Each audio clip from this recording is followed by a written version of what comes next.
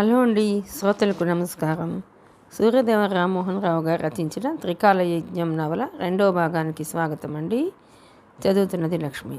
ఈ నవల కాస్త పెద్ద నవలండి, 8 భాగాల దాకా రావచ్చు. ఈ నవల కనుక మీకు నచ్చినట్లయితే లైక్ చేయండి, షేర్ చేయండి, సబ్స్క్రైబ్ చేయండి. ఇక కథలోకి వెళితే, ఏయ్ సాంద్ర, ఆగవే, నీకో విషయం తెలుసా?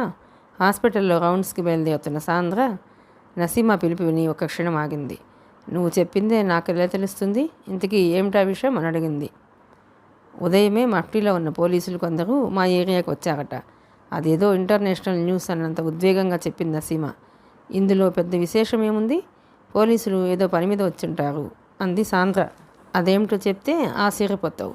రాత్రి నువ్వు మా వీధి కార్నర్లోని కాయిన్ బాక్స్ నుంచి ఫోన్ చేసావా? ఉన్నట్టుండి కళ్ళు తిరిగి నన్ను పట్టుకుని నిలదొక్కున్నావు. తర్వాత ఇప్పుడే వస్తానంటూ వెళ్ళి ఫోన్ చేశావు. వివరించనక్కర్లేదు, గుర్తుంది. ఏం జరిగింది అసలు? నిజంగానే మీ బంధువులకి ఫోన్ చేసావా? ఎందుకు వచ్చింది నీకు ఈ డౌటు?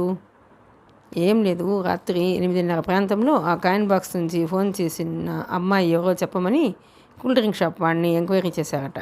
ఒక్క క్షణం సాంద్ర ఉలిక్కిపడినా వెంటనే తీరుకుంది. వాడు ఏం చెప్పాడు? లోలోపల ఆశ్చర్యపోతూ క్యూరియాసిటీగా అడిగింది సాంద్ర. పాపం వాడేం చెప్తాడు? ఎవరెవరో ఫోన్లు చేసిపోతుంటారు, మాకేం తెలియదని చెప్పాట. ఆ సమయంలో అక్కడే ఉన్న మా తమ్ముడు ఇంటికొచ్చి నాతో చెప్పాడు. నాకెందుకో వాళ్ళు నీ గురించి ఎంక్వైరీ చేశారేమోనని డౌట్గా ఉంది. ఎందుకంటే ఆ టైంలో ఫోన్ చేసి నువ్వే సాంద్ర. నిజం చెప్పు, నువ్వు ఎవరికి ఫోన్ చేశావు? పోలీసులు అక్కడికి ఎందుకు వచ్చారు? సినిమా మాటలకి ఎందుకు వచ్చారు? నసీమా మాటలకి పెద్దగా నిట్టూర్చి సీరియస్గా చూసిన సాంద్ర. తన మాటలకు ఆమె కోపగిస్తుంది అనుకుంది నసీమా. కానీ సాంద్ర ముఖంలో కనిపిస్తున్న ప్రశాంతతను చూసి తేలిగ్గా ఊపిరి తీసుకుంది. నీకు మరీ చాదస్తం పెరిగిపోతుంది. నాకన్నా ముందు కానీ నా తర్వాత కానీ ఎవరో ఫోన్ చేసి ఉండవచ్చు కదా. అంత మాత్రాన నేను చేసినట్లు ఊహించుకోవడమేనా? వాళ్ళ ఎంక్వైరీతో నాకేం సంబంధం లేదు, పద అంటూ బయలుదేరింది సాంద్ర. ఓకే, నేను మన వాళ్లతో 3rd ఫ్లోర్ రౌండ్స్కి వెళ్తున్నాను, 1 గంటలో వచ్చేస్తాను. నువ్వు వెళ్ళిపోకుండా నా కోసం వెయిట్ చేయాలి అంటూ హెచ్చరించి 3rd ఫ్లోర్కి వెళ్ళే మెట్ల దిశగా వెళ్ళిపోయింది నసీమా. వెళ్తున్న నసీమాను చూస్తూ కాసేపు ఆలోచనలో మునిగిపోయింది సాంద్ర. నసీమా తన మాటలను ఎందుకు విశ్వసించడం లేదు అని ఆలోచిస్తూ ఎదురుగా ఉన్న వార్డు వైపు అడుగులేసింది సాంద్ర. సరిగ్గా అప్పుడే 2 యువకులు పరుగులాంటి నడుకుతో ఆమెను దాటుకుంటూ వార్డులోకి దూసుకుపోయారు. ఆ 2 వ్యక్తుల్లో ఒకరు వశిష్ఠ. అతన్ని వెంటనే గుర్తించింది సాంద్ర. నిమ్స్ హాస్పిటల్ అనారోగ్యంగా ఉంది. వచ్చేపోయే రోగులు, విజిటర్స్, వార్డుల్లో పేషెంట్లు, హడావుడిగా తిరిగే డాక్టర్లు, నర్సులు, ఆత్మీయుల్ని కోల్పోయిన బంధువుల రోదనలు. మొదటిసారి అక్కడ అడుగుపెట్టిన వారికి అక్కడి నుంచి ఎప్పుడు బయటకు పారిపోదామా అనిపిస్తుంది. అక్కడ 1st ఫ్లోర్లో స్పెషల్ వార్డులోని గదిలో ఒక్కతే అటు ఇటు తిరుగుతూ మాటిమాటికి ఆదుర్దాగా బెడ్ వంక చూస్తోంది అక్షిత. బెడ్ మీద ప్రశాంతంగా నిద్రపోతున్నట్టు పడుకొని ఉంది దేవి. ఆమెకు కృత్రిమ శ్వాసను ఏర్పాటు చేసి ఆక్సిజన్ అందిస్తున్నారు డాక్టర్లు. అప్పటికి గంట క్రితమే అక్షిత దంపతులు దేవిని తీసుకొచ్చి అక్కడ జాయిన్ చేశారు. అంతవరకు అనారోగ్యం అనే మాట ఎరుగదు దేవి. తక్షణమే వైద్య సేవలు అందించడం వల్ల ప్రస్తుతం ఆమెకు గండం గడిచినట్టే. ఒళ్ళంతా చెమటలు పట్టి గుండె చేత్తో పుచ్చుకొని కుప్పకూలిపోతున్నప్పుడు తను పక్కనే ఉంది కాబట్టి సకాలంలో ఆసుపత్రికి తీసుకురాగలిగింది. లేకపోతే పరిస్థితి ఏమిటి? అదే విషయంలో కలతపడుతోంది అక్షిత. డాక్టర్లు పర్వాలేదని భరోసా ఇచ్చిన తర్వాత అక్షిత భర్త కోర్టుకు వెళ్ళిపోయాడు. తమ్ముడు వశిష్ఠకు ఫోన్ చేసినప్పుడు కంగారు పడతాడని మైల్డ్ స్ట్రోక్ అంటూ అబద్ధం చెప్పింది, కానీ నిజానికి మేజర్ స్ట్రోకే. విపరీతమైన ఆలోచనలు, నరాల ఒత్తిడి కారణంగానే ఆమెకు గుండెపోటు వచ్చింది. అందుకు కారణం కూడా అక్షితకు తెలుసు. వశిష్ఠ పెళ్లి గురించి చాలా రోజులుగా ఆమె దిగులు పడుతోంది. ఆలోచిస్తుండగానే తమ్ముడు వశిష్ఠ దూసుకురావడం చూసింది అక్షిత. అంతే, ఆమెకు దుఃఖం ఆగలేదు. తమ్ముడిని కౌగిలించుకుని ఏడ్చేసింది. భయపడకక్క, అమ్మకు ఏమీ కాదు, ధైర్యం చెప్పాడు వశిష్ఠ. అంతలోనే నిరంజన్ కూడా లోనికి వచ్చాడు. జరిగిందంతా వివరించింది అక్షిత. దేవి మగతలో ఉంది. కొడుకు వచ్చిన విషయం ఆమెకు తెలియదు. కాసేపు తల్లి పక్కన కూర్చున్నాడు వశిష్ఠ. అతడి కళ్ళల్లో తడి. నువ్వు కూడా ఏమిట్రా దిగులుగా కూర్చుంటావు? మమ్మీకి ఏం కాదు, నేను చెప్తున్నాను. లేరా, వెళ్ళి డాక్టర్ని కలిసి అసలు మమ్మీ పరిస్థితి ఎలా ఉందో అడిగి తెలుసుకుందాం పదా అన్నాడు నిరంజన్. వశిష్ఠ లేచి కళ్ళు తుడుచుకున్నాడు. అక్క అక్షితను తల్లి దగ్గరే ఉంచి డాక్టర్లను కలవడానికి నిరంజన్ వెంట బయటికి వెళ్ళాడు. వెళ్ళిన వాళ్ళు 10 నిమిషాలైనా తిరిగి రాలేదు, కానీ 5 సభ్యులతో కూడిన ఒక డాక్టర్ల బృందం మాత్రం లోనికి వచ్చింది. వాళ్ళల్లో ఒక senior doctor, 4 final year students ఉన్నారు. వారిలో ఒక ఆమె సాంద్ర. అపరిచితులైనప్పటికీ కొంతమందిని చూస్తే ఆత్మీయులని అనిపిస్తుంది. మనకు తెలియకుండానే పెదవులపై ఒక చిరునవ్వు తొణికిసలాడుతుంది. కళ్ళల్లో ఆత్మీయత, పెదవుల మీద చిరునవ్వు. లోపలికి వస్తున్న వారిలో సాంద్రను చూడగానే అక్షిత మనసులో మెదిలిన భావం అదే. సాంద్ర కూడా అక్షితను చూడగానే ఏదో తెలియని ఆత్మీయత ఫీల్ అవుతూ తనకు తెలియకుండానే చిరునవ్వు నవ్వింది. సాంద్రను చూసి అక్షిత అప్రతిభురాలైంది. ఇది అని చెప్పలేని ఆత్మీయమైన అద్వితీయమైన అందం, ఆకర్షణ, నిండుకొండలా చెరగని ప్రశాంతత, వెన్నెల కన్నా చల్లనైన చూపులు. ఈ అమ్మాయి వైద్యం చేయనక్కర్లేదు, చేయి తాకితే చాలు సర్వరోగాలు పారిపోతాయి అనుకుంది మనసులో అక్షిత. 5 నిమిషాలు అక్కడున్న డాక్టర్లు రొటీన్ చెకప్లు ముగించుకొని బయలుదేరారు. మిగిలిన వాళ్ళలా తన దారిన బయటకు పోలేకపోయింది సాంద్ర. వెనుతిరిగి అక్షిత ముందుకు వస్తూ హలో ఐఎమ్ సాంద్ర అంది పలకరింపుగా. సాంద్ర అర్థం కానట్లు చూసింది అక్షిత. అవును సాంద్ర, పూర్తి పేరు సాంద్ర సింధు. చాలా వెరైటీగా ఉంది మీ పేరు. ఈ పేరుకు ప్రత్యేకత ఏమన్నా ఉందా అడిగింది అక్షిత. ఉంది, కానీ వివరించడానికి టైం చాలదు. బై మీరు? అక్షిత, ఆవిడ మా అమ్మగారు దేవి. అనుకున్నాను. డోంట్ వరీ, మీ అమ్మగారు త్వరలోనే కోలుకుంటారు, ఆందోళన పడాల్సిందేమీ లేదు అంది సాంద్ర. సాంద్ర సింధు పేరు అర్థం అక్షితకు తెలుసుంటే లేదా సాంద్ర చెప్పుంటే కథ మరో మలుపు తిరిగేదే. కాలజ్ఞానం, శ్రీ విరాట్ పోతులూరి వీరబ్రహ్మం, భూత భవిష్యత్ వర్తమానం, కాలజ్ఞాన ప్రక్షిప్తాలు అన్నీ కాకపోయినా కనీసం కొన్ని ముడులైనా విడిపోయేవే. థ్యాంక్ యూ డాక్టర్, మీరు ఫైనల్ ఇయర్ మెడికల్ స్టూడెంట్ని. అంతా వెళ్ళిపోయినా నేను మీ దగ్గర ఆగిపోయానని ఆశ్చర్యపోతున్నారు కదూ. కారణం ఉంది. మిమ్మల్ని ఎక్కడో గుర్తు రావడం లేదు. సాంద్ర అలా ఫీల్ అవడానికి తగిన కారణం ఉంది. ఆమెను నిజంగా ఎక్కడో బాగా చూసిన గుర్తు. అక్షిత ముఖంలో వశిష్ఠ పోలికలున్నాయి. అక్క తమ్ముడు కదా, కానీ విషయం సాంద్రతకు తెలీదు. అలాగే వశిష్ఠకు తెలియని విషయం ఏంటంటే సాంద్ర పాత బస్తీలో వశిష్ఠను చాలాసార్లు చూసింది, కానీ వశిష్ఠకు ఆ విషయం తెలీదు. నిన్న రాత్రి అతడు ఆమెను తొలిసారిగా చూశాడు. మరో 2 మాటలు మాట్లాడి సాంద్ర వెళ్ళిపోవడానికి వెనుతిరిగింది. డోర్ వైపు అడుగు వేసింది. అటు నుంచి హడావుడిగా వస్తున్న వశిష్ఠ లోనకు తిరిగాడు. ఊహించని విధంగా డోర్ వద్ద వశిష్ఠ సాంద్రలు ఒకరినొకరు గుద్దుకున్నారు. పైగా తూలిపడబోతున్న సాంద్రను చటుక్కొని చేపట్టి ఆపడి వశిష్ఠ. సాంద్ర వశిష్ఠను అక్కడ చూసి ఆశ్చర్యపోయింది. అక్షితను చూడగానే ఎక్కడో చూసినట్టు ఎందుకు ఫీల్ అయిందో తెలిసిపోయింది ఆమెకు. సారీ మేడం, ఐఎమ్ సారీ అన్నాడు జరిగిన దానికి నచ్చుకుంటున్నట్లుగా వశిష్ఠ. సాంద్ర మాత్రం అతని వంక తమాషాగా నవ్వుతూ చూసింది. హలో డాలర్, మీరేమిటి ఇక్కడ అంది సాంద్ర.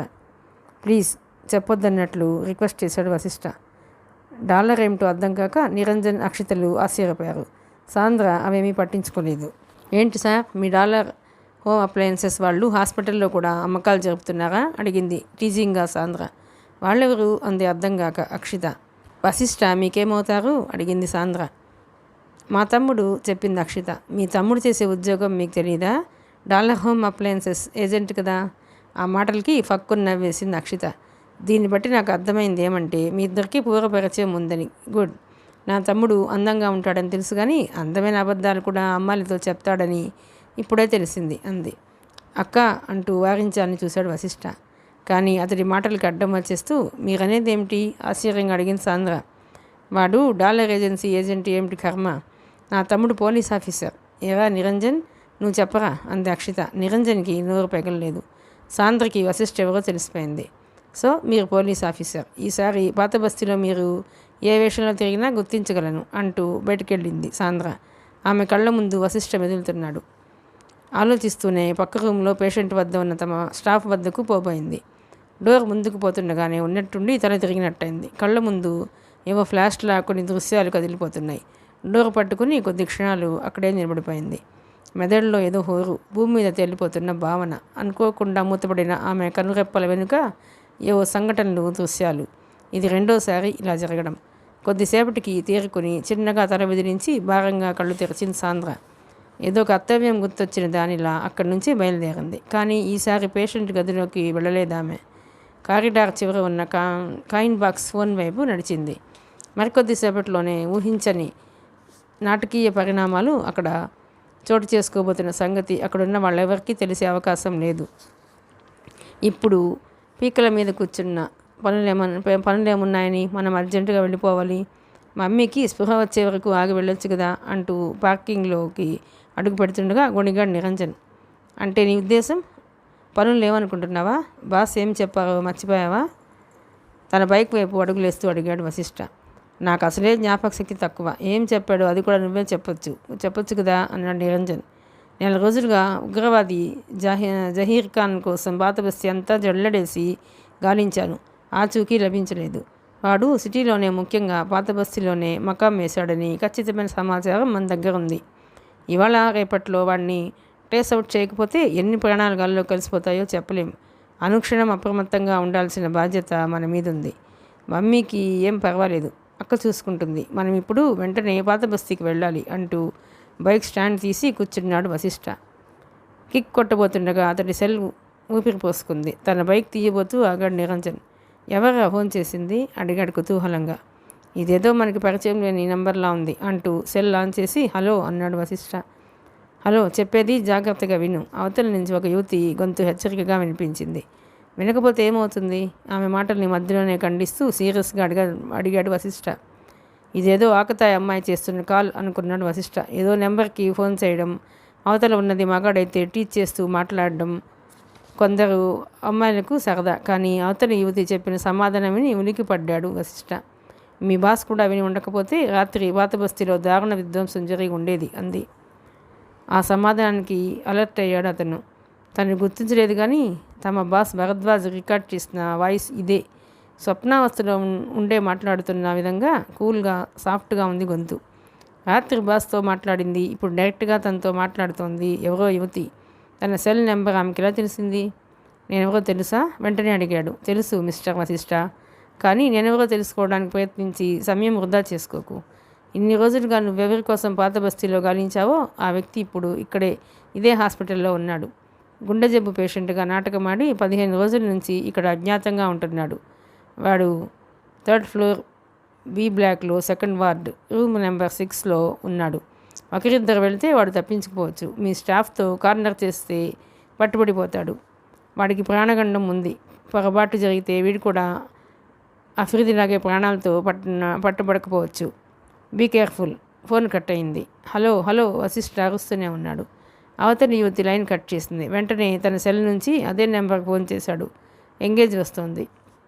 ఇదంతా గమనిస్తున్న నిరంజన్కి టెన్షన్గా ఉంది. ఎవరితో మాట్లాడావు అడిగాడు నిరంజన్. నువ్వు చెప్పావే అశరీరవాణి అని, అదే ఫోన్ చేసింది. మనం గాలిస్తున్న జహీర్ ఖాన్ ఇదే హాస్పిటల్లో ఉన్నట్ట అంటూ వెంటనే భరద్వాజ్కు ఫోన్ చేశాడు వశిష్ఠ. రిసీవర్ పెట్టేసి వెనుదిరిగింది సాంద్ర. అంతలో నసీమా తనను వెతుక్కుంటూ రావడం కనిపించింది. నసీమా కొంచెం పొట్టిగా, కొంచెం లావుగా, నాజుగ్గా ఉంటుంది. బురకాలోనే ఉంది కానీ ముఖం మీద క్లాత్ వెనక్కి వేసుకుంది. ఆమె కళ్ళు చాలా అందంగా ఉంటాయి. ముఖం మీద ఉంటుంది కోపం. అయితే ఆ కోపం కొద్ది నిమిషాలు మాత్రమే. ఎక్కడున్నావా తల్లి? నీకోసం వార్డంతా గాలించి వస్తున్నాను తెలుసా అంది వస్తూనే.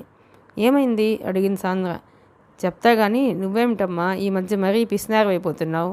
సెల్ నుంచి చేస్తే డబ్బులు అయిపోతాయని కాయిన్ బాక్సుల్ని ఆశ్రయిస్తున్నావు.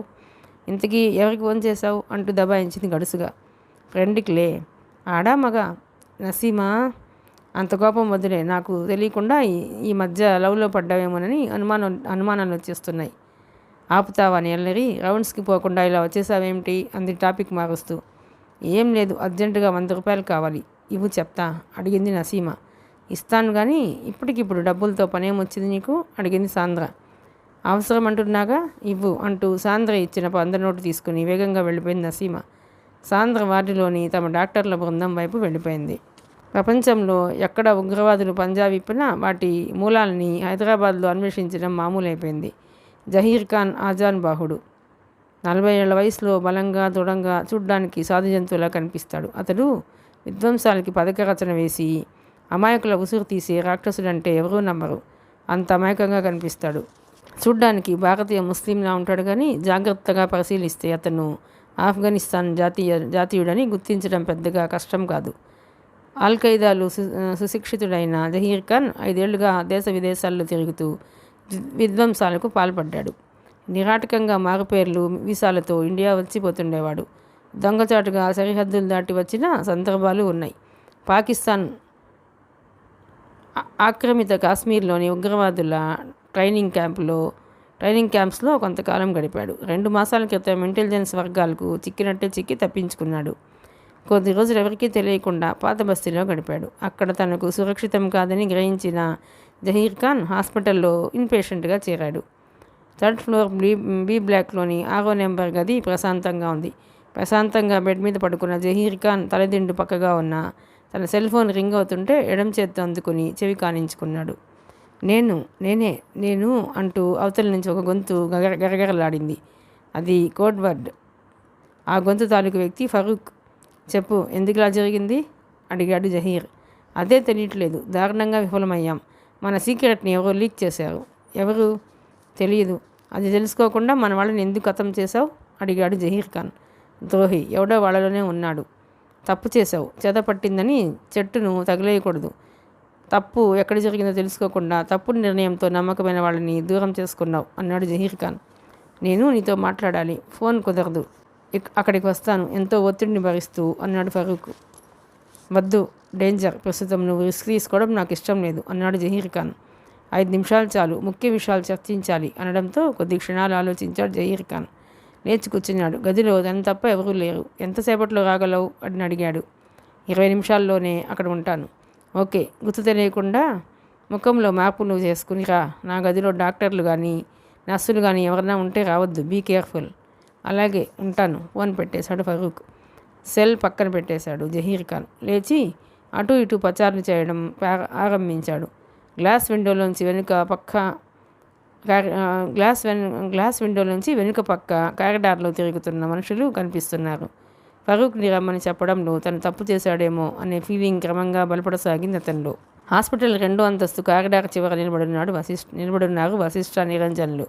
అక్కడికి హాస్పిటల్ ఎంట్రన్స్ గేట్ ఆవరణంతా స్పష్టంగా కనబడుతుంది. క్షణాలు నిమిషాలు భారంగా కరిగిపోతున్నాయి. అప్పటికే వశిష్ఠ భరద్వాజ్కు ఫోన్ చేసి విషయం చెప్పి 15 గంట కావస్తుంది. వశిష్ఠ గేటు వంకే చూస్తూ సెల్ ఫోన్లో భరద్వాజ్తో మాట్లాడుతున్నాడు. పక్కన ఉన్న నిరంజన్ ఉద్వేగంలో మునిగి ఉన్నాడు. ప్రస్తుతం ఆ హాస్పిటల్ని చూస్తుంటే పెరగడానికి సిద్ధంగా ఉన్న అగ్నిపర్వతం మీద ఉందా అనిపిస్తోంది. మరికొద్దిసేపట్లోనే పోలీసుల బూట్ల చప్పళ్లతో అవసరమైతే రివాల్వర్ మోతలతో ఆ హాస్పిటల్ ప్రాంగణమంతా హోరెత్తిపోవచ్చు.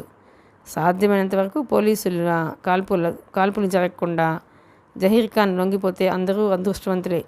తనకి జహీర్ ఖాన్ ఎలా ఉంటాడో తెలియదు. వశిష్ఠకు తెలుసు. మొదటిసారి వాడు తప్పించుకుని పారిపోయింది వశిష్ఠ చేతిలోంచే. ఇంతకీ ఈ ఆపరేషన్ సక్సెస్ఫుల్గా ముగుస్తుందా? జహీర్ ఖాన్ పట్టుబడతాడా? నిరంజన్ మనసులో రకరకాల ఆలోచనలు తీవ్రంగా చెలరేగుతున్నాయి. చాలా ఆతృతగా ఉంది అతడికి. అక్కడ ఆందోళన చెందుతుంది నిరంజన్ ఒక్కడే కాదు, సాంద్ర కూడా ఆందోళన చెందుతోంది. నసీమా 100 రూపాయలు తీసుకుని వెళ్ళిపోయిన కొద్దిసేపటికి సాంద్రకి గుర్తొచ్చింది. Naseema duty 3rd ఫ్లోర్లోని. కొద్దిసేపట్లో పోలీసులు రాబోతున్నారు. అక్కడ ఏం జరుగుతుందో తెలియదు. ఆ పరిస్థితిలో నసీమాను అక్కడ ఉంచడం మంచిది కాదు. ఈ ఆలోచన రాగానే తక్షణం డ్యూటీ వదిలేసి వేగంగా బయలుదేరింది సాంద్ర. ఆమె 2వ అంతస్తులోకి వచ్చేసరికి అక్కడ వశిష్ఠ, నిరంజన్ను కల్పించారు. అప్పటికే భరద్వాజ్తో మాట్లాడి సెల్ ఆఫ్ చేసిన వశిష్ఠ అనుకోకుండా సాంద్ర అటు రావడం చూసేశాడు. హలో డాక్టర్, మీరేమిటి ఇలా వస్తున్నారు అంటూ చిరునవ్వుతో పలకరించాడు. ఇది హాస్పిటల్. మా డ్యూటీ ఎక్కడైతే అక్కడ పనిచేయాలి. మీ ఇద్దరు ఇక్కడ ఉన్నారేమిటి? ఏమీ తెలియనట్టు అడిగింది సాంద్ర. ఏం లేదు, ఇక్కడ గాలి బాగా వస్తుందని ఆగాం, మీరు వెళ్ళండి అన్నాడు నిరంజన్. ఓసారి ఇద్దరిని ఎగాదిగా చూసి చిన్నగా నవ్వుకుంటూ వేగంగా మెట్ల వెంట 3rd ఫ్లోర్లోకి వెళ్ళిపోయింది సాంద్ర. అదే సమయంలో గేట్లోంచి పోలీస్ వ్యాన్ లోనికి రావడం చూశారు వశిష్ఠ, నిరంజన్ ఇద్దరు. ఈ అమ్మాయి ఇప్పుడు పైకి వెళ్ళిందేమిటి? నిరంజన్ హరియప్, త్వరగా వెళ్ళి సాంద్రని కిందకి తీసుకురా క్విక్ అంటూ నిరంజన్ను పైకి తెరమాడు వశిష్ఠ. నిరంజన్ పైకి పరిగెత్తాడు. సాంద్ర వెళ్ళేసరికి జహీర్ ఖాన్ ఉండే 6వ నెంబర్ గదిలోంచి బయటకు వస్తూ కనిపించింది నసీమా. ఆమె వెంట డాక్టర్లు కానీ నర్సులు కానీ ఎవరూ లేరు. వాళ్ళు వేరే గదిలో పేషెంట్ దగ్గర ఉన్నారు. అవన్నీ ఆలోచించలేదు సాంద్ర. నసీమా చేయి పుచ్చుకొని వేగంగా తీసుకురాసాగింది. ఏమైంది ఆందోళనగా అడిగింది నసీమా. ముఖ్యమైన పని ఉంది నీతో, రా చెప్తాను అంటూ నసీమా చేయి వదలకుండా మెట్ల వద్దకు తీసుకొచ్చేసింది. ఈ హడావుడి ఏమిటో అర్థం కాకపోయినా సాంద్ర మీద అభిమానంతో ఆమె వెంట కిందకు వచ్చేసింది నసీమా. వశిష్ఠ, నిరంజన్ల ముందు నుంచే వాళ్ళిద్దరూ కిందకు వెళ్ళిపోయారు. అదే సమయంలో మరో పోలీస్ వ్యాన్ కూడా హాస్పిటల్ ఆవరణలోకి దూసుకొచ్చింది. టకటక బూట్ల శబ్దాలతో పోలీసులు ఎంటర్ అయిపోయారు. వాళ్ళ వెనకే వచ్చిన కారులోంచి డైరెక్టర్ భరద్వాజ్ దిగి వశిష్ఠ కోసం అటు ఇటు చూశాడు. పోలీసులు రెండో అంతస్తులోకి చేరుకోగానే నిరంజన్ అలర్ట్ చేస్తూ కమాన్ అని అరిచాడు వశిష్ఠ. నిరంజన్ని అలర్ట్ చేస్తూ కమాన్ అని అరిచాడు వశిష్ఠ. మిత్రులిద్దరూ వేగంగా మూడో అంతస్తు కారిడార్లోకి దూసుకుపోయారు. ఈ లోపల జహీర్ ఖాన్ని కలవడం కోసం సరిగ్గా అప్పుడే ఒక బైక్ మీద అక్కడికి వచ్చాడు ఫరూక్. ముఖం తెలియకుండా నల్లటి గ్లాస్తో కూడిన హెల్మెట్ ధరించాడు. పార్కింగ్లోకి వస్తూనే అక్కడున్న పోలీస్ వ్యాన్స్ చూసి బైక్ను ఒక పక్కగా ఆపి జహీర్ ఖాన్ను హెచ్చరించే ఉద్దేశంతో సెల్ ఫోన్ తీశాడు. మరోమారు ఫోన్ మోగుతుంటే అసహనంగా చూశాడు జహీర్ ఖాన్. చేసింది ఫరూక్ అని నెంబర్ చూడగానే అర్థమైపోయింది. ఈ రాస్కెల్కి బుద్ధి లేదు. వచ్చేవాడు డైరెక్ట్గా రాకుండా మళ్ళీ ఫోన్ దేనికి అని విసుక్కుంటూ సెల్ ఫోన్ ఆన్ చేసి హలో అన్నాడు. బాయ్ సాబ్, నిన్ను కలవడం సాధ్యం కాదనుకుంటాను. పోలీసులు హాస్పిటల్లోకి ఎంటర్ అయిపోయారు. వాళ్ళు నీకోసమే వచ్చారని అనుమానంగా ఉంది. టేక్ కేర్ బాయ్ సాబ్ అన్న ఫరూక్ మాటలు వినగానే షాక్ కొట్టినట్లుగా ఉలిక్కిపడ్డాడు జహీర్ ఖాన్. తన ఉనికి తెలియకుండా అన్ని జాగ్రత్తలు తీసుకున్నాడు. అయినా తన గురించి పోలీసులకు ఎలా తెలిసిందో అతడి అంచనాలకు అందడం లేదు. సెల్ జేబులో వేసుకుంటూ ఆలోచనలో మునిగిపోయాడు. పోలీసులు వచ్చింది నిజంగా తన కోసమేనా లేక వేరెవరి కోసమా? తను అనవసరంగా కంగారు పడుతున్నాడా? ఎందుకైనా మంచిది ఓసారి అలా బయటికి వెళ్ళి చూస్తే మంచిదేమో. బయట పోలీసుల బూట్ల చప్పుడు దగ్గరవుతున్న అలికిడి వినబడుతోంది. కంగారు అణుచుకుంటూ వంగి తలదిండి కింద ఉందన్న రివాల్వర్ని అందుకోబోయాడు. సరిగ్గా అదే సమయంలో పెద్దగా శబ్దం చేస్తూ బార్లా తెచ్చుకుని తలుపు డోర్లో వశిష్ఠ నిలబడున్నాడు. అతడి చేతిలో రివాల్వర్ గురి చేసి ఉంది. అది ఏ క్షణంలోనైనా షూట్ చేయడానికి సిద్ధంగా ఉంది. రివాల్వర్ అందుకునే సమయం లేదు జహీర్ ఖాన్కి. డోంట్ మూవ్ కరుగ్గా హెచ్చరించాడు వశిష్ఠ. అతడి పక్కనే నిరంజన్ ఉన్నాడు. ఆ వెనుకే కొందరు పోలీసులు కూడా వచ్చి చేరారు. జహీర్ ఖాన్, ఇక తప్పించుకోలేవు, లొంగిపో కటువుగా హెచ్చరించాడు వశిష్ఠ. లొంగిపోయే ఉద్దేశం జహీర్ ఖాన్కి లేదు. రివాల్వర్ అందుకునే ఉద్దేశాన్ని విరమించుకున్నాడు. మెరుపు వేగంతో వెనుదిరిగి గ్లాస్ విండో వైపు దూకాడు. స్టాప్ దేర్ అంటూ పెద్దగా అరిచాడు వశిష్ఠ. అయినా ఆగలేదు జహీర్ ఖాన్. అతడి కాళ్లకు గురి చూసి షూట్ చేశాడు వశిష్ఠ. గురి తప్పింది. వచ్చిన వేగంతోనే దూసుకెళ్ళి విండో గ్లాస్ని బ్రేక్ చేస్తూ జంప్ చేశాడు జహీర్ ఖాన్. బళ్ళున పగిలింది గ్లాస్. ఆ శకలాలతో బాటే ఎగిరి అవతల కారిడార్లో పడ్డాడు జహీర్ ఖాన్. గాయాలను కూడా లెక్క చేయకుండా పక్కకు దొరికి చూసేసరికి అటు నుంచి కొందరు పోలీసులు కారిడార్లోంచి వేగంగా దూసుకొస్తూ కనిపించారు. దిగువకు వెళ్లే మెట్ల మార్గం మూసుకుపోయిందని అర్థం కాగానే ఒక్క క్షణం కూడా ఆలస్యం చేయకుండా గిరుక్కున వెనుతిరిగి కారిడార్ చివర మేడ మీదకు పోయి మెట్ల వైపు దూసుకుపోయాడు జహీర్ ఖాన్. ఈ లోపల అదే కారిడార్లోకి గ్లాస్ విండోలోంచి యువతలకు దూకిన వశిష్ఠ రివాల్వర్తో జహీర్ ఖాన్ని వెంబడించాడు. అప్పటికప్పుడు అక్కడ ఏం జరుగుతుందో అర్థం కాక కారిడార్లో తిరుగుతున్న రోగులు, డాక్టర్లు, నర్సులు కంగారుగా పక్కలకు పరుగులు తీశారు. కానీ ఒక నర్సు జహీర్ ఖాన్కి దొరికిపోయింది. ఆమెను అడ్డం చేసుకుని డాగర్ని గొంతు మీద ఉంచాడు జహీర్ ఖాన్. ప్రాణభయంతో కెవ్వు నరచిన నర్సు, ఆగిపో, అక్కడే ఆగిపో, అడుగు ముందుకేస్తే ఈ నర్సుని చంపేస్తా అని హెచ్చరించాడు. చేయెత్తి పోలీసులను ఆగమని హెచ్చరిస్తూ తను ఆగిపోయాడు వశిష్ఠ. వదిలే, ఆమెను ఏమీ చేయకు, రివాల్వర్ దించుతూ హెచ్చరించాడు వశిష్ఠ. ఏమీ చేయను, నా దారికి మీరు అడ్డు రానంతకాలం ఏమీ చేయను, మీరు ఒక అడుగు ముందుకేసినా చంపేస్తాను అని హెచ్చరిస్తూ నర్సుని అడ్డం పెట్టుకుని ఒక్కో అడుగు వెనక్కి వేస్తూ మెట్లను సమీపించాడు. ప్రాణభయంతో బిక్క చచ్చిపోయి చూస్తోంది నర్సు. ఎన్నో ఆపరేషన్లు చేస్తున్నప్పుడు డాక్టర్ పక్క నిలబడి కత్తులు అందించిన సీనియర్ నర్సు ఆమె. తన పీక మీద కత్తి అనగానే గజగజా వణికిపోయింది. వేటకుక్కలో అవకాశం కోసం చూస్తున్నాడు వశిష్ఠ. క్రమంగా మెట్లను సమీపించాడు జహీర్ ఖాన్. కాలికి మెట్లు తగలగానే ఒక క్షణం అతని దృష్టి మెట్ల మీద పడింది. అది చాలు, కనురెప్పపాటు కాలంలో రివాల్వర్ గురి చేసి అతని భుజాన్ని షూట్ చేశాడు వశిష్ఠ. భుజంలో బుల్లెట్ దిగబడగానే బాధతో పెద్దగా అరుస్తూ వెనక్కి దూకాడు జహీర్ ఖాన్. అతని పట్టు నుంచి జారిపోగానే పాదాల్లోకి శక్తిని తెచ్చుకుంటూ దూరంగా పరుగు తీసింది నర్సు. గాయపడ్డ భుజాన్ని చేత్తో అదుముకుంటూ మెట్ల వెంట పైకి పరుగు తీశాడు జహీర్ ఖాన్. ఈ లోపల వశిష్ఠ 2 సార్లు అతని కాళ్ల వైపు షూట్ చేశాడు. కానీ తప్పించుకున్నాడు. కన్ను మూసి తెరిచేలోపే మెట్ల మీద నుంచి అదృశ్యమయ్యాడు జహీర్ ఖాన్. వెంటనే ముందుకు దూసుకొచ్చి మెట్ల పైకి వెళ్ళాడు వశిష్ఠ. అతడి వెనుక నిరంజన్. పోలీసులు టెర్రస్ మీదకు చేరుకున్నారు. ఆశ్చర్యం, టెర్రస్ నిర్మానుష్యంగా ఉంది. అక్కడ జహీర్ ఖాన్ లేడు. పార్కింగ్లో బైక్ మీద కూర్చున్న ఫరూక్ పరిస్థితి ఉద్రిక్తత అంచున ఉన్నట్లుగా ఉంది. మధ్యలోనే జహీర్ ఖాన్ ఫోన్ కట్ కావడంతో పోలీసులు అతడి కోసమే వచ్చారని అర్థమైపోయింది. 3వ అంతస్తులో కలకలం వినబడుతోంది. అక్కడేం జరుగుతుందో అర్థం కాలేదు. అది తెలుసుకునే ఉద్దేశంతో బైక్ను స్టార్ట్ చేసి హాస్పిటల్ వెనుక వైపు పోనిచ్చాడు. అతడు అక్కడికి చేరుకునే సమయానికి టెర్రస్ మీద కనిపించాడు జహీర్ ఖాన్. మెట్ల వెంట పైకి చేరుకున్న జహీర్ ఖాన్కి ఎటు పోవాలో అర్థం కాలేదు. ఆ బిల్డింగ్ వెనుక మెట్లు లేవు. దాన్ని ఆనుకుని 6 అడుగుల దూరంలో పక్కనే దాన్ని ఆనుకుని 6 అడుగుల దూరంలో పక్కనే మరో బిల్డింగ్ ఉంది. దానిపైకి చేరుకుంటే కిందకి మెట్ల మార్గం ఉంది. వశిష్ఠ ఏ క్షణంలోనైనా పైకి వచ్చే ప్రమాదం ఉండటంతో వెనక ముందు ఆలోచించలేదు జహీర్ ఖాన్. ప్రాణాలు తోడేస్తున్న భుజం గాయాన్ని కూడా లెక్క చేయకుండా వేగంగా పరిగెత్తాడు. శక్తినంతా పాదాల్లోకి తెచ్చుకుని హాస్పిటల్ బిల్డింగ్ పైనుంచి అవతలి బిల్డింగ్ పైకి దూకాడు. అయితే అతని అంచనా తప్పింది. టెర్రస్ మీద వారడానికి బదులు కట్టడం అంచును గుద్దుకున్నాడు. చివరి ప్రయత్నంగా అంచును చేత్తో అందుకోబోయాడు. కానీ చేయి జారింది. అంతే, 3వ అంతస్తు నుంచి తలకిందులుగా జారిపోయాడు. ఆ 2 కట్టడాల మధ్య ఇరుకు సందుల్లో చెత్త చెదారం పేరుకుపోయి ఉంది. వాటి మధ్య నిలువుగా నిలబడున్నాయి 4 ఇనుప ఊచలు. నేలకు దూసుకొచ్చిన జహీర్ ఖాన్ శరీరం నిర్దాక్షిణ్యంగా ఆ ఊచలకు గుచ్చుకుపోయింది. నోటు నుంచి చావుకక్క కూడా వెలువడక ముందే అతని ప్రాణాలు గాల్లో కలిసిపోయాయి. అతని జేబులోని సెల్ ఫోన్ ఎగిరి విసురుగా వచ్చి బైక్ మీద కూర్చున్న ఫరూక్ ముందు పడింది. అదే సమయంలో పైన ఉన్న చెత్త జారి జహీర్ ఖాన్ శరీరాన్ని కప్పేసింది. జహీర్ ఖాన్ చూపులు మాత్రం ఫరూక్ మీద నిలిచిపోయాయి. సెల్ ఫోన్ పోలీసులకు దొరికితే ఏమవుతుందో ఫరూక్ తెలుసు. క్షణం కూడా ఆలస్యం చేయకుండా జహీర్ ఖాన్ సెల్ ఫోన్ని తీసి జేబులో వేసుకున్నాడు. అతని కళ్ళు క్రోధంతో అగ్నిగోళాల్లో ఉన్నాయి. తన కళ్ళ ముందే జరిగిన జహీర్ ఖాన్ మరణం ఫరూక్ని కలిచివేసింది.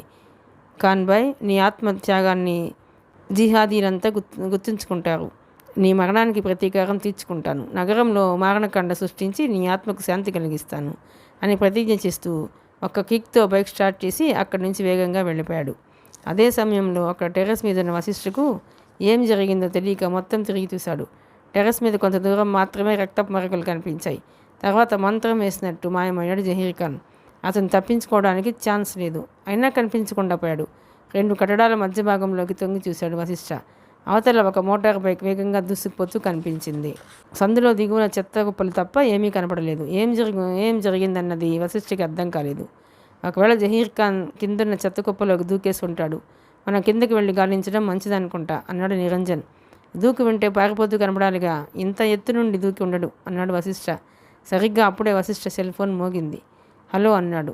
వాడు చనిపోయాడు. అవతల నుంచి మళ్ళీ ఇందాక వినిపించిన మృదువైన గొంతు వినిపించింది. అజ్ఞాత యువతి గొంతుని వెంటనే గుర్తుపట్టేశాడు వశిష్ఠ. ఆమె మాట్లాడుతూనే ఉంది. వాడి బాడీ దిగువన చెత్త కుప్పలో కప్పబడి ఉంది. వాడిని కలుసుకోవడానికి వచ్చిన వాడి అనుచరుడికి జహీర్ ఖాన్ సెల్ ఫోన్ దొరికింది. వాడు బైక్ మీద అక్కడి నుంచి పారిపోయాడు. ప్రస్తుతానికి వాడు దొరకడు. హలో హలో అవతల లైన్ కట్ అయిపోయింది. అసహనంగా సెల్ జేబులో వేసుకున్నాడు. ఏమైందిరా ఆతృతగా అడిగాడు నిరంజన్. నువ్వు చెప్పిందే కరెక్ట్. ఆ జహీర్ ఖాన్ కింద ఉన్న చెత్త కుప్పలో ఉన్నాడు. వాడు చనిపోయాడు. కమాన్ అంటూ మెట్ల వైపు కదిలాడు Vasishta. Counter intelligence agency office. రాత్రి 7 గంటల సమయం. భరద్వాజ్ ఎదురుగా వశిష్ఠ నిరంజన్లు కూర్చున్నారు. ఆ పగలంతా జహీర్ ఖాన్ మరణంతో ఏర్పడ్డ పరిస్థితులు, ఇతర పనులతో క్షణం తిరిగి లేకుండా గడిచిపోయింది. ఇంత జరిగినా జహీర్ ఖాన్ లాంటి కరుడుగట్టిన ఉగ్రవాదిని ప్రాణాలతో పట్టుకోలేకపోయామనే అసంతృప్తి ఇంటెలిజెన్స్ వర్గాల్లో ఉంది. ఫోన్లు చేస్తున్న అజ్ఞాత యువతి ఎవరనే విషయంపై బుర్రలు బద్దలు కొట్టుకుంటున్నారు వాళ్ళు. సారీ, అజ్ఞాత యువతిని గురించి మనం ఎక్కువగా ఆలోచించడం అనవసరం అనుకుంటున్నాను. నా అభిప్రాయం ప్రకారం అయితే ఆ యువతి సిబిఐకి చెందిన స్పెషల్ ఆఫీసర్ కావచ్చు. ఢిల్లీ నుంచి వచ్చి మనకు తెలియకుండా పరిశోధన సాగిస్తున్నారేమో వివరించబోయాడు నిరంజన్. వెంటనే అతన్ని అడ్డుకున్నాడు వశిష్ఠ. నిరంజన్ని చూస్తూ, నువ్వు రోజుకో థియరీ వినిపించి కన్ఫ్యూజ్ చేయకు. ఉదయం ఇది అశరీరవాణి అంటూ వాదించావు. ఇప్పుడు సిబిఐ ఆఫీసర్ అంటున్నావు. అదే నిజమైతే సిబిఐ వాళ్ళే రంగంలోకి దిగుతారు. మనకి ఒప్పందించాల్సిన అవసరం వాళ్ళకి లేదు అన్నాడు. అయితే ఓకే, నా మొదటి వాదనకే కట్టుబడి ఉంటాను. ఆ గొంతు ఖచ్చితంగా అశరీరవాణిది అన్నాడు నిరంజన్ నెమ్మదిగా. వాళ్ళ గొడవతో సంబంధం లేనట్లు తన రివాల్వింగ్ చైర్లో కళ్ళు మూసుకుని తీవ్రమైన ఆలోచనలో ఉన్నాడు భరద్వాజ్. అంతలో ల్యాండ్ లైన్ రింగ్ అయింది. వెంటనే కళ్ళు తెరిచి రిసీవర్ అందుకున్నాడు. అవతలి మాటలు విని ఓకే థ్యాంక్ యూ అని ఫోన్ పెట్టేశాడు. ఏమైంది ఆతృతగా అడిగాడు వశిష్ఠ. మామూలే, నీకు వచ్చిన ఆ ఫోన్ కాల్స్ 2 కాయిన్ బాక్స్ నుండే వచ్చాయి. మొదట కాల్ వచ్చిన coin box hospital down floor కారిడార్లో చివర ఉందట. రెండో కాల్ వచ్చిన కాయిన్ బాక్స్ హాస్పిటల్ ఎదురుగా ఉన్న న్యూస్ స్టాండ్కి చెందింది వివరించాడు భరద్వాజ్. వశిష్ఠలో ఆశ్చర్యం రెట్టింపైంది. సంఘటనా సమయంలో మనకు ఫోన్ చేసిన ఆగంతుకురాలు హాస్పిటల్ పరిసరాల్లోనే ఉండాలి. అంతా గమనిస్తూనే ఉందనుకుంటా అన్నాడు. అవును, చూస్తుంటే ఆమె ఆసుపత్రి వర్గాలకు చెందిన మనిషి అనిపిస్తోంది. వశిష్ఠ అభిప్రాయంతో ఏకీభవించాడు భరద్వాజ్ ఎక్కడో ఆలోచిస్తూ. నిరంజన్ విసుగ్గా చూశాడు. ఏమిటి సార్, మీరు కూడా హాస్పిటల్ వాళ్లకు రోగులు మందులు తప్ప ఉగ్రవాదుల గురించి ఏం తెలుస్తుంది?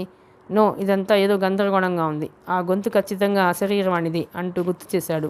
నిరంజన్, నీకు దయ్యాలు భూతాలంటే బాగా నమ్మకం ఉందనుకుంటా, అందుకే అశరీరవాణి అంటున్నావు. ఇందులో మాయలు మంత్రాలు ఏమీ లేవు. ఆ గొంతు తాలూకు లేడీ ఎవరో కానీ ఉగ్రవాదుల కీలక సమాచారం ఏదో ఆమెకు తెలుసు. వాళ్ళ మీద ఆ యువతికి ద్వేషం ఉండి ఉండాలి, లేదా వాళ్లతో శత్రుత్వం ఉండి ఉండాలి. అందుకే వాళ్ళ నాశనం కోరుకుంటూ మనకు తగిన సమయంలో కాల్ చేస్తుంది అన్నాడు భరద్వాజ్. ఆమె ముందు హాస్పిటల్ కారిడార్లోని కాయిన్ బాక్స్ నుంచి నాకు ఫోన్ చేసి నాతో జహీర్ ఖాన్ గురించి చెప్పింది. అంతవరకు ఓకే. రెండోసారి ఆమె నుంచి ఫోన్ చేసేసరికి నేను టెర్రస్ మీద ఉన్నాను. నాకన్నా కొన్ని క్షణాల ముందే జహీర్ ఖాన్ టెర్రస్ మీదకు పారిపోయి అదృశ్యమైపోయాడు. 10 నుంచి 15 క్షణాలలోపే ఆమె నాకు ఫోన్ చేసింది. మీరు ఆలోచించండి, జహీర్ ఖాన్ కింద పడి మరణించడం ఆమె చూసిందనుకుందాం. ఆ ప్రదేశం నుంచి ఆసుపత్రి గేటు సుమారు 400 మీటర్ల దూరం ఉంటుంది. ట్రాఫిక్లో రోడ్ దాటాలి, అవతల న్యూస్ స్టాండ్కి వెళ్ళి కాయిన్ బాక్స్ నుంచి నాకు ఫోన్ చేయాలి. ఈ మొత్తం ప్రాసెస్కి కనీసం 5 నిమిషాల వ్యవధి పడుతుంది. అలాంటిది కేవలం కొన్ని క్షణాల్లో రోడ్ అవతల నుంచి నాకు ఫోన్ చేసి జహీర్ ఖాన్ శవం చెత్త కుప్పలో ఉంది అని చెప్పగలిగిందంటే ఇది సామాన్యులకు అసాధ్యమయ్యే అని అంటారా? అడిగాడు వశిష్ఠ.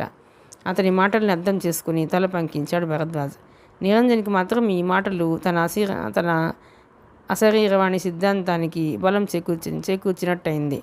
సాధ్యం కాదు వశిష్ఠ, అందుకే నేను చెప్తూనే ఉన్నాను ఇది అశరీరవాణి అని అన్నాడు నిరంజన్. నువ్వు కాసేపు నోరు మూస్తావా? ఇది అశరీరవాణి కాదు. మరింకేమిటి? ఆ అమ్మాయికి దివ్య దృష్టి ఉందంటావా? ఎస్, ఇంచుమించు అలాంటి అద్భుత శక్తి ఏదో ఆమెలో ఉందని నా అనుమానం. లేదా వారి నుంచి ఆగ్రహంతో బయటకు వచ్చిన మాజీ ఉగ్రవాది అయి ఉండాలి. అది కాదంటే వాళ్ళ వల్ల బాగా నష్టపోయి ఉండాలి. వశిష్ఠ అన్న మాటల్ని అంత తేలిగా కొట్టిపారేయలేకపోయాడు భరద్వాజ్. నీ మాటలు వింటుంటే నాకు అనుమానంగానే ఉంది. ఈ అమ్మాయి ఎవరో తెలుసుకోవడం మనకి చాలా ముఖ్యం. అలాగే జహీర్ ఖాన్ మరణంతో ఉగ్రవాదులు ప్రతీకారంతో మరిన్ని దాడులకు తెగించే ప్రమాదం కూడా ఉంది. మనం చాలా అప్రమత్తంగా ఉండాలి. రేపు ప్రత్యేక సమావేశం ఏర్పాటు చేస్తున్నాను. మిగిలిన శాఖలతో సమన్వయంగా ఒక పటిష్టమైన వ్యూహరచన చేసి వారిని ఏరిపారాయాల్సిన అవసరం ఉంది అన్నాడు భరద్వాజ్. మంచి ఆలోచన సార్, కానీ నాదో రిక్వెస్ట్. మనకి ఫోన్ చేస్తున్న అజ్ఞాత యువతి గురించి రహస్యంగా ఉంచాలి, లేకపోతే ఆమె ప్రాణాలకి ముప్పు రావచ్చు అంటూ తన మనసులో మాట చెప్పాడు వశిష్ఠ. ఎస్, నేను అదే అభిప్రాయంతో ఉన్నాను. ఈ విషయాన్ని మన ముగ్గురి మధ్య ఉంచుదాం అంటూ తన సీట్లోంచి లేచాడు భరద్వాజ్. ఆఫీస్ నుంచి బయలుదేరిన వశిష్ఠ నేరుగా హాస్పిటల్కి వెళ్ళి తన తల్లి దేవిని చూశాడు. నిరంజన్ కూడా వెంట ఉన్నాడు. ఆవిడ కండిషన్ బాగానే ఉంది, అయినా పూర్తిగా చెక్ చేసి ఆమె యొక్క ఆరోగ్య పరిస్థితిని సమీక్షించడం కోసం 3 రోజులు డాక్టర్స్ పర్యవేక్షణలోనే ఉంచాలని చెప్పారు. అక్క, ఈ రాత్రికి మమ్మీ దగ్గర నేను ఉంటాను, నువ్వు ఇంటికి వెళ్ళిపో అన్నాడు అక్షితతో వశిష్ఠ. పర్వాలేదురా, నేను మమ్మీ దగ్గర ఉంటాను. మీ బావగారు కూడా ఇంత క్రితమే చూసి వెళ్ళారు. మా అత్తయ్య వంట చేసి మాకు భోజనం కూడా పంపించారు. నువ్వు కూడా ఇంటికి వెళ్ళి భోంచేసి పడుకో అంది అక్షిత. 10 నిమిషాలు తల్లి దగ్గర కూర్చుని వచ్చేసాడు వశిష్ఠ. దారిలో నిరంజన్ తన ఇంటికి వెళ్ళిపోయాడు. వశిష్ఠ ఇంటికి వచ్చి భోంచేసి పడుకునేసరికి రాత్రి 10 కావచ్చింది. పక్క మీద పడుకున్నాడు కానీ నిద్రకు దూరమయ్యాడు. అతడి ఆలోచనలు తనకు ఫోన్ చేసిన అజ్ఞాత యువతి చుట్టూ పరిభ్రమిస్తున్నాయి. లేచి గదిలోంచి బయటకు వచ్చి టెర్రస్ మీదకి వెళ్ళాడు. తన తల్లి దేవికి మొక్కలంటే చాలా ఇష్టం. టెర్రస్ మీద చిన్నపాటి తోటనే పెంచేసింది. రకరకాల పూల మొక్కలు, ఔషధ మొక్కలు కూడా వాటిలో ఉన్నాయి. ఆ రూఫ్ గార్డెన్ మధ్యలో అందమైన తూగుటుయ్యాల పక్కన 4 చైర్స్, టీపాయ్ ఉన్నాయి. ఆ రోజు పున్నమి, అందుకే వెండి పళ్ళెంలా మెరిసిపోతున్న నిండు చంద్రుడు తూర్పు ఆకాశంలో పండు వెన్నెలా కురిపిస్తున్నాడు. గగనతలం నిర్మలంగా ఉండి చుక్కలు మెరుస్తున్నాయి. ఆగి ఆగి వీస్తున్న గాలులు హాయినిస్తున్నాయి. ప్రశాంతమైన రాత్రి ఆ టెర్రస్ నుంచి చూస్తుంటే నగర శోభలు నయన మనోహరంగా ఉన్నాయి. తూగుటుయ్యాలలో కూర్చొని మెల్లగా ఊగుతూ తిరిగి ఆలోచనలో కూరుకుపోయాడు వశిష్ఠ. అతడి కళ్ళ ముందు సాంద్ర రూపం మెదిలింది. ఆమె గుర్తుకు రాగానే ఏదో తెలియని ఒక పులకింత అతడి మనసును గిలిగింత పెట్టింది. ఒకవేళ తను ఊహిస్తున్న అజ్ఞాత యువతి సాంద్ర కాదు కదా? అనుకోకుండా అతడి మనసులో మెరిసిన ఆలోచనది. దాంతో ఆ కోణంలో ఆలోచించడం ఆరంభించాడు. పాత బస్తీలో తొలిసారిగా ఆమెను చూశాడు. చూసిన కొన్ని నిమిషాల తర్వాత అక్కడి కాయిన్ బాక్స్ నుంచి బాస్ భరద్వాజ్కు ఫోన్ వచ్చింది. ఈరోజు తిరిగి ఆమెను నిమ్స్లో తన తల్లి గద్దె వద్ద చూశాడు. చూసిన కొద్ది నిమిషాలకి అక్కడ కాయిన్ బాక్స్ నుంచి డైరెక్ట్గా తన సెల్కి కాల్ వచ్చింది. తర్వాత ఆమెను ఎక్కడ చూశాడు? సెకండ్ ఫ్లోర్ కారిడార్లో పోలీసులు రాకముందు నిరంజన్తో కలిసి తను ఎదురు చూస్తుండగా హడావిడిగా పైకి వస్తూ తనను పలకరించింది.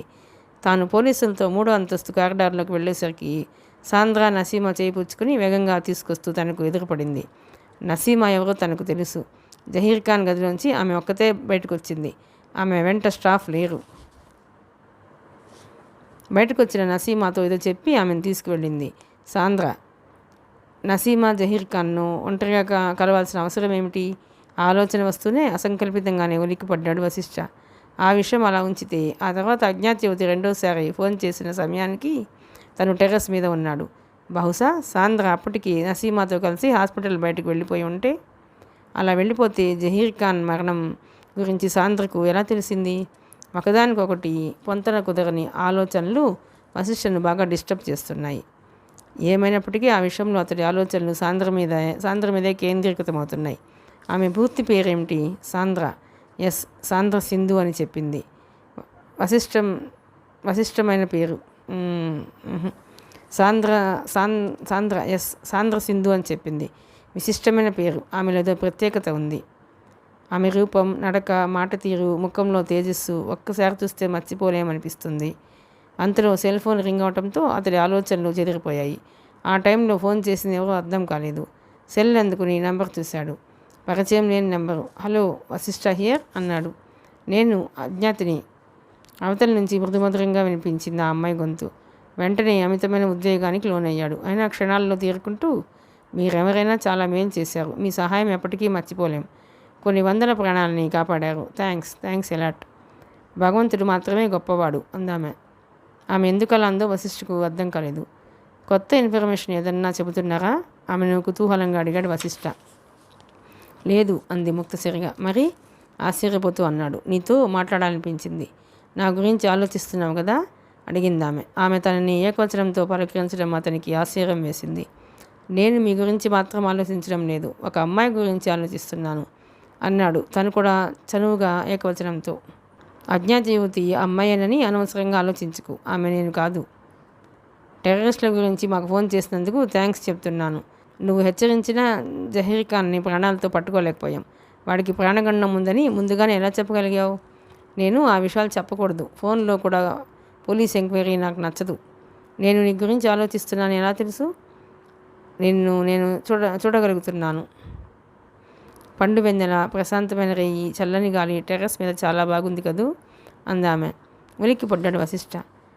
ఎవరో సమీపంలోనే ఉండి తనను చూస్తున్నారా అనే అనుమానంతో లేచి అటు ఇటు చూశాడు. బహుశా పక్క బిల్డింగ్స్ మీద ఎక్కడో ఉండి ఆమె తనతో మాట్లాడుతుందని అనుమానం వచ్చింది. ఎందుకల్లా కంగారుగా చుట్టూ చూస్తున్నావు?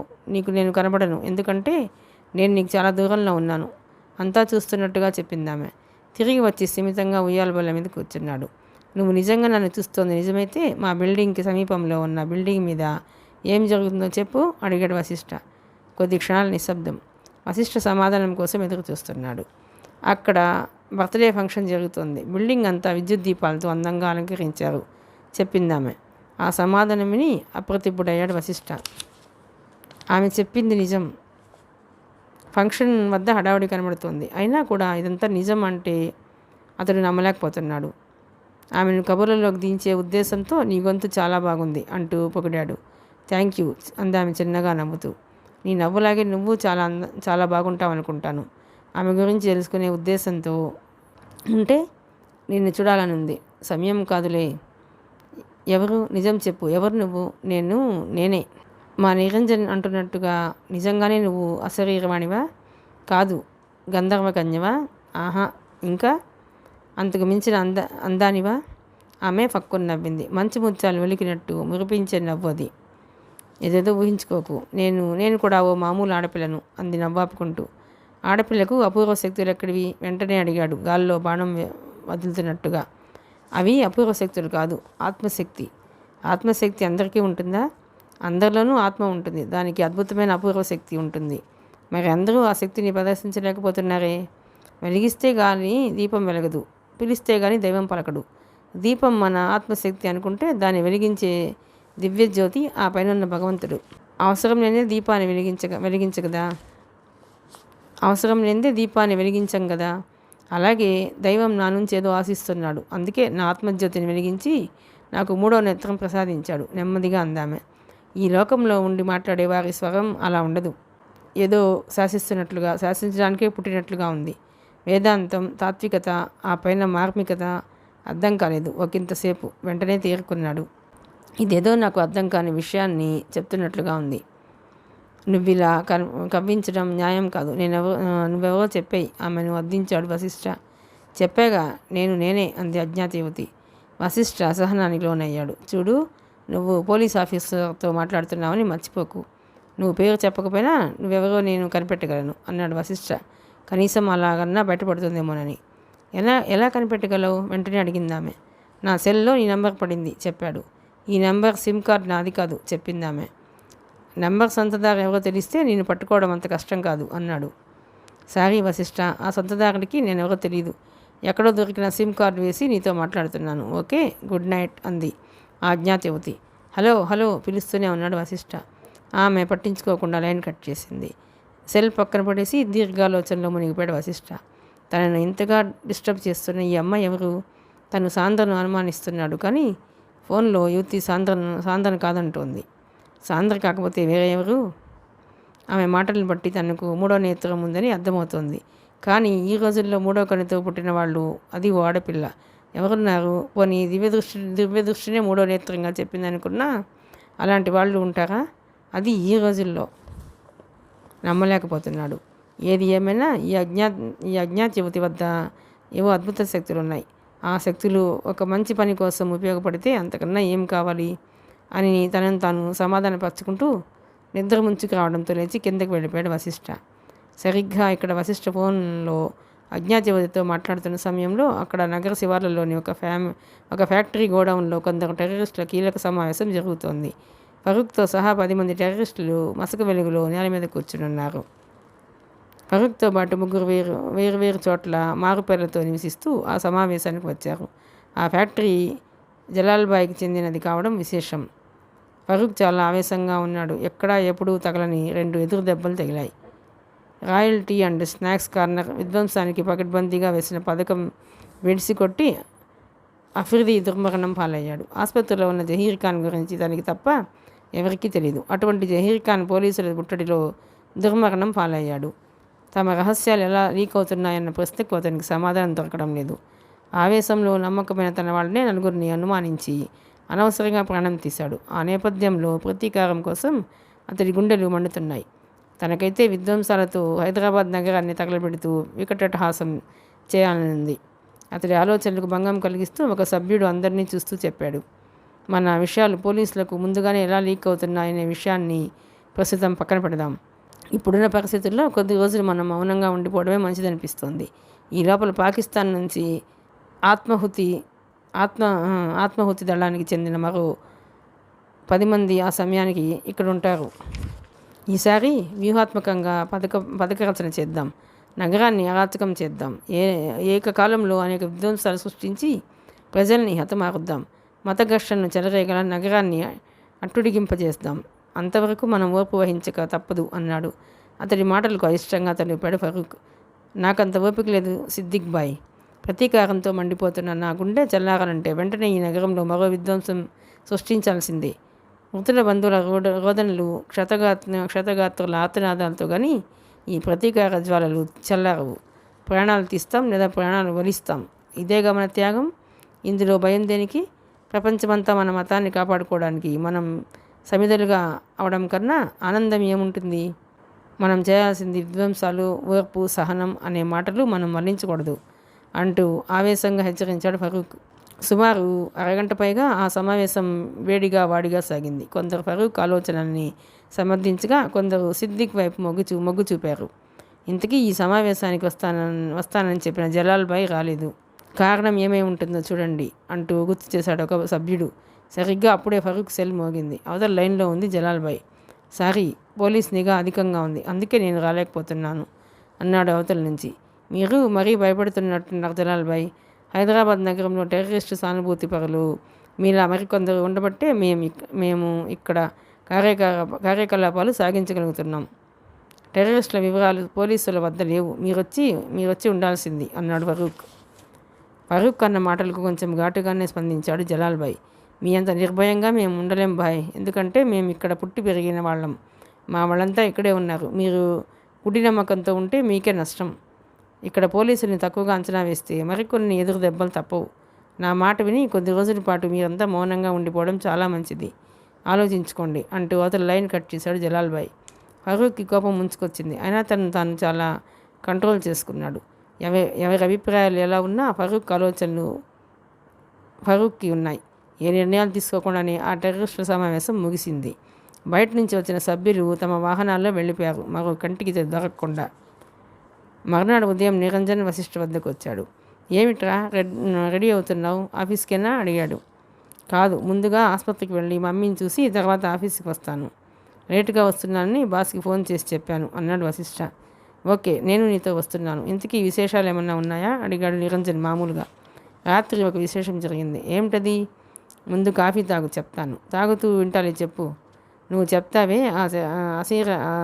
అశరీరవాణి అని నాతో రాత్రి ఫోన్లో మాట్లాడింది అన్నాడు.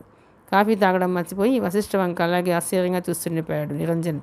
అతడి ముఖంలో ఒకంత భయం తొంగి చూసింది. ఏం చెప్పిందిరా? మళ్ళీ ఎక్కడన్నా విధ్వంసం జరగబోతుందా?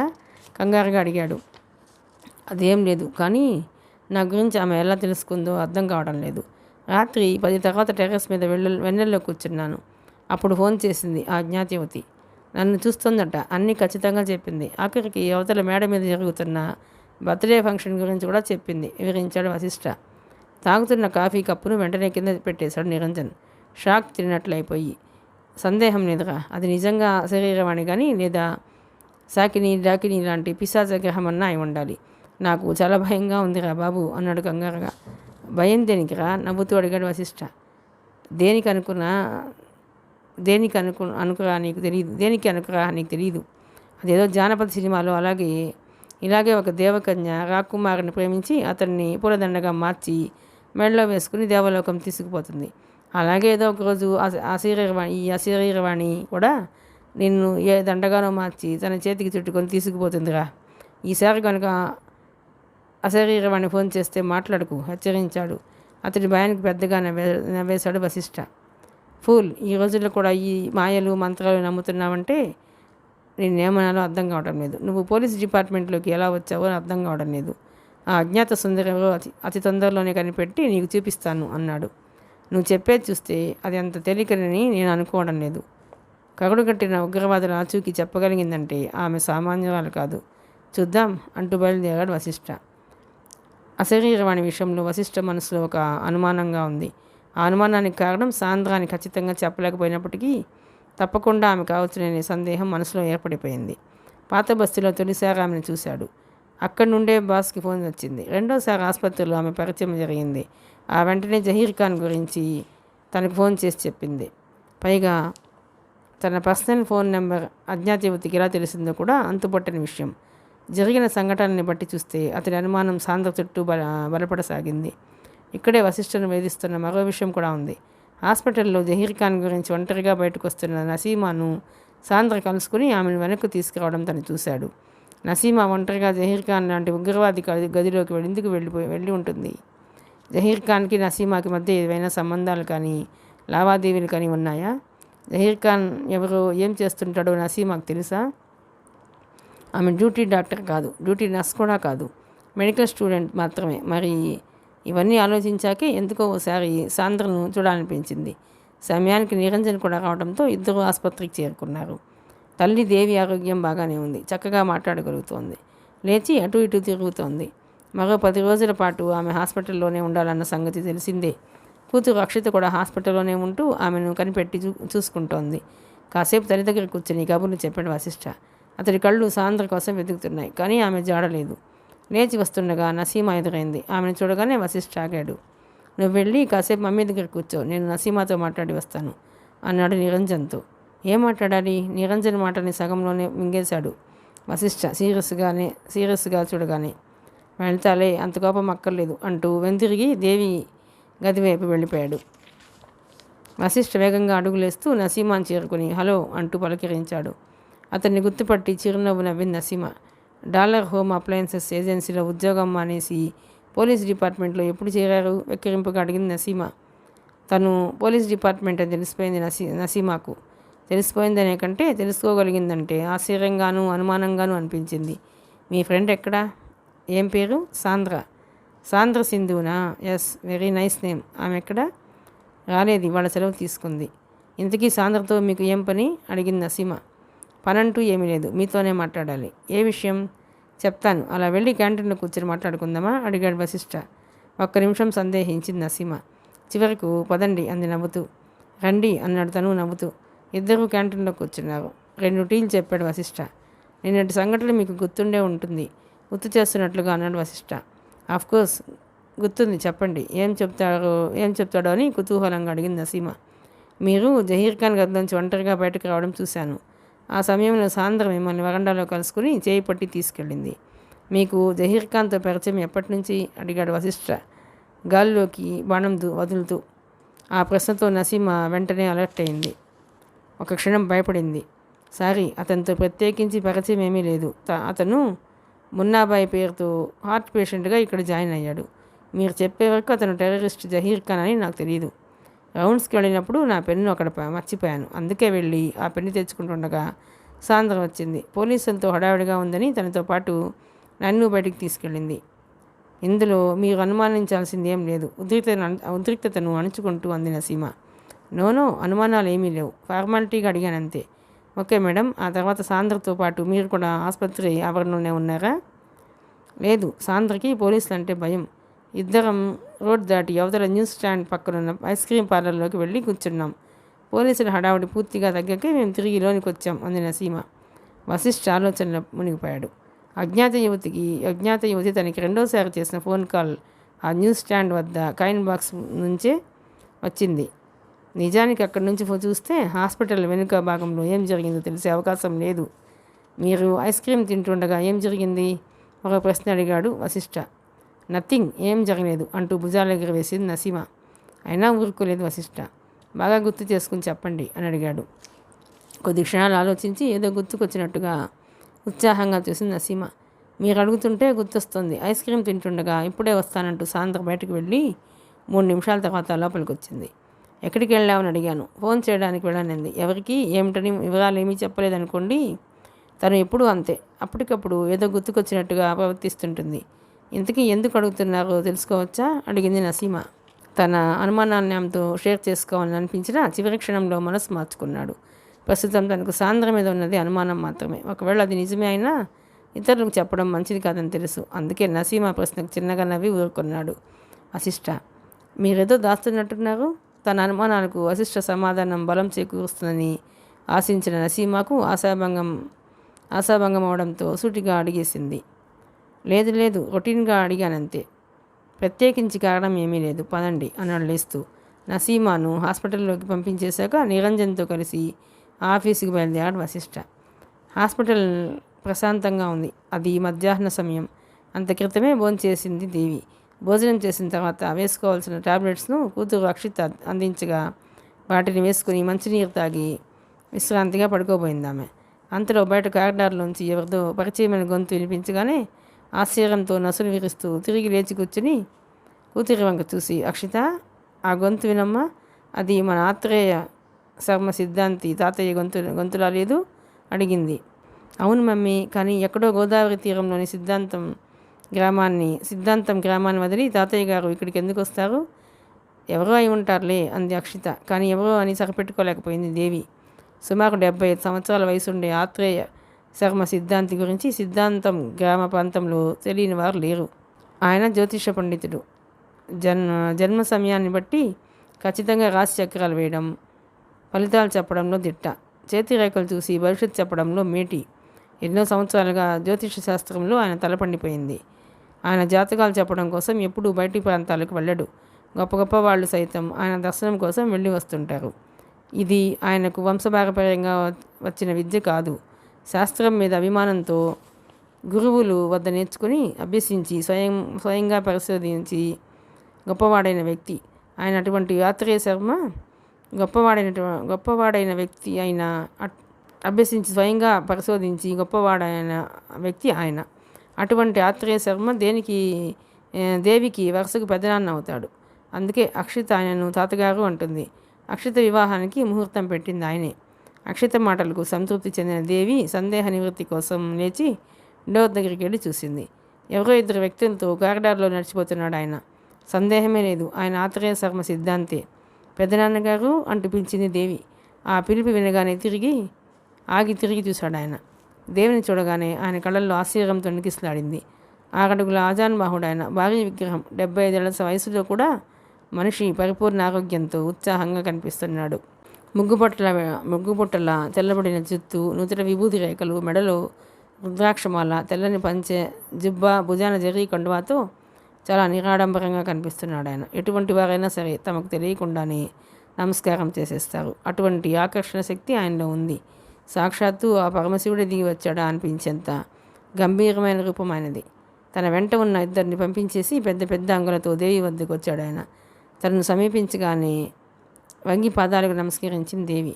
దీర్ఘాయుష్మాన్ భవ, లే తల్లి అని ఆశీర్వదించి, అవును మీరు ఇక్కడున్నారేమిటి అని ఆమెను అడిగాడు ఆశ్చర్యం నడుచుకుంటూ. ఇంతలో అక్షిత కూడా తాతయ్యకు నమస్కరించి ఆయన ఆశీర్వాదం తీసుకుంది. ఆ తర్వాత తనే చెప్పింది తల్లి అనారోగ్యం గురించిన వివరాలన్నీ.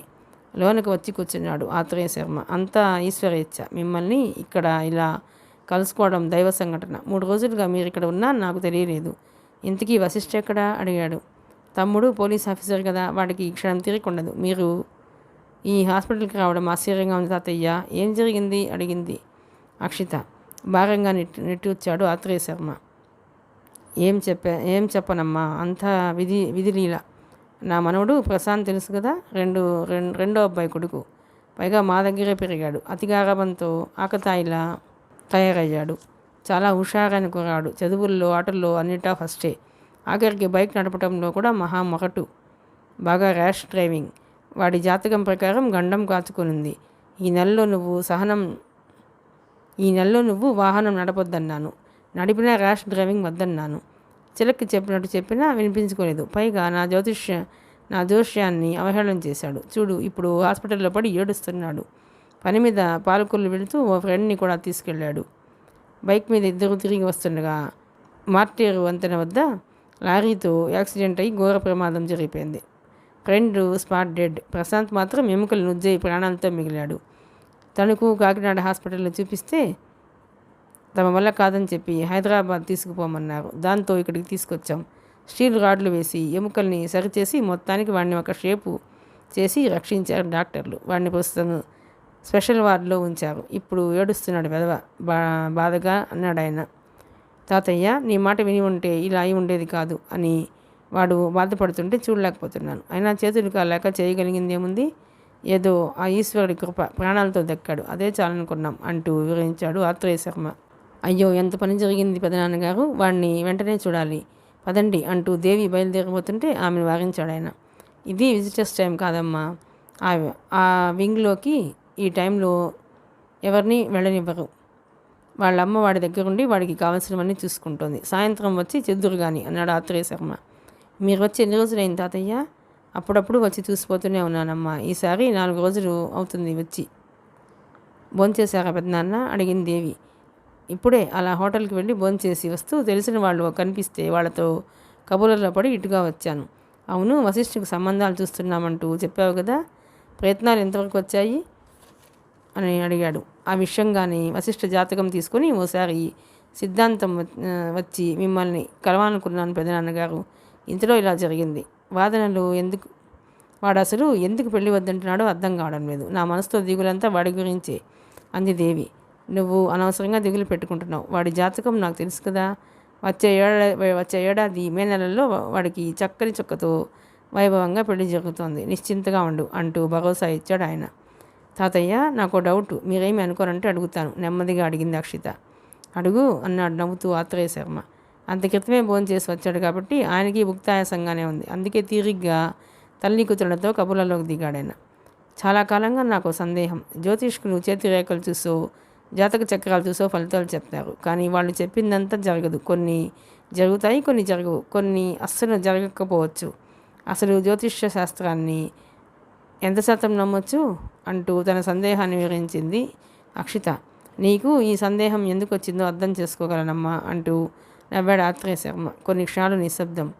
శాస్త్రాన్ని నమ్మాలి, అది ఎప్పుడూ అబద్ధం చెప్పదు. ఎటొచ్చి మిడిమిడి జ్ఞానంతో కొందరు చెప్పే జాతక ఫలాలే ఎక్కువ శాతం అబద్ధాలు అవుతుంటాయి.